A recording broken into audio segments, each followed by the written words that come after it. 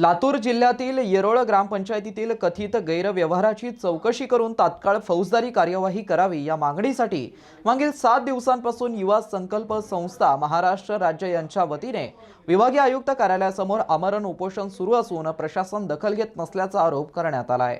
नमस्कार, मी ओमकार लक्ष्मण लोंढे, मुक्काम पोस्ट येरोळ, तालुका शिरोळ, जिल्हा लातूर या ठिकाणावरून छत्रपती संभाजीनगर आयुक्त कार्यालयाच्या समोर मागच्या 7 दिवसापासून आमचे मित्र श्री ओमभैया माळी यांचे हे उपोषणासाठी बसलेले आहेत।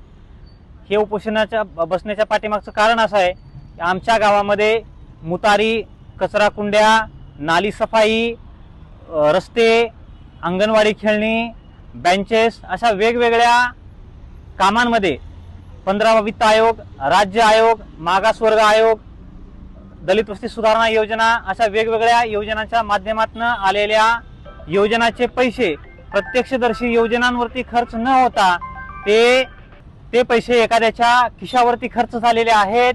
त्याचा हिशोब मागण्यासाठी आम्ही आयुक्त कार्यालयाच्या समोर बसलेलो आहोत। आमच्याकडे 3000 पानाचे पुरावे उपलब्ध आहेत। बीडीओचा अहवाल उपलब्ध आहे। बीडीओच्या अहवालावरती आमच्या जिल्ह्याचे जे पंचायत विभागाचे शिव आहेत श्री बाळासाहेब वाघ यांनी पत्र दिले। त्या पत्रामध्ये स्पष्ट उल्लेख केलेला आहे की संबंधित अपहार आणि अनियमितता दिसून येते, त्याच्यावरती कायदेशीर कारवाई व्हावी। त्यांनी संदर्भ सुद्धा दिलेला आहे। कलम संदर्भ क्रमांक 1 आणि संदर्भ क्रमांक 3 याच्यानुसार फौजदारी गुन्हे दाखल करावेत असे स्पष्ट आदेश असताना संबंधित विभाग बीडीओ ही कारवाई करत नाही। कारवाई न करत असल्यामुळे आम्ही आज उपोषण करते। आम्ही उपोषणासाठी बसल्यापासून विभागीय आयुक्त कार्यालयाच्या फेऱ्या मारत आहोत, परंतु विभागीय कार्यालयाकडून कुठल्याही प्रकारची ठोस अशी कारवाई होत नाही।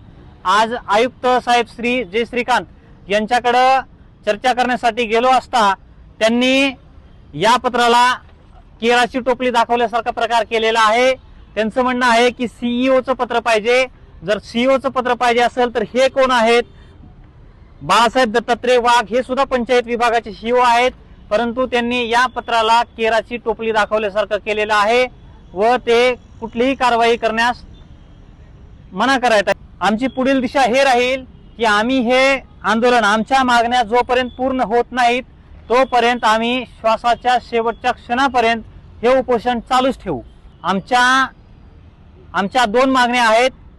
पहिली मागणी आमची आहे लातूर जिल्हा परिषदच्या दिनांक 30/7/2026 च्या पत्रातील संदर्भ क्रमांक 1 व 3 नुसार त्याच्यात स्पष्ट नमूद केलेलं आहे उच्च न्यायालय, माननीय उच्च न्यायालय खंडपीठ नागपूर यांच्या फौजदारी याचिका क्रमांक 696/2023 व 472/2023 दिनांक 13 नोव्हेंबर 2025 रोजीच्या निर्णयाच्या अनुषंगाने तसेच तालुकास्तरीय चौकशी निष्कर्ष व उपलब्ध पुरावे कागदपत्रांच्या आधारे संबंधित जबाबदार व्यक्ती विरुद्ध फौजदारी गुन्हे दाखल करून कायदेशीर कारवाई करावी ही आमची पहिली मागणी आहे।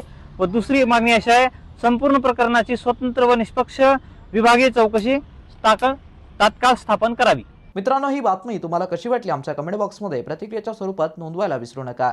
अशाच बातम्या बघण्यासाठी आणि अपडेट राहण्यासाठी आमच्या YouTube चॅनलला सबस्क्राइब करायला विसरू नका। धन्यवाद।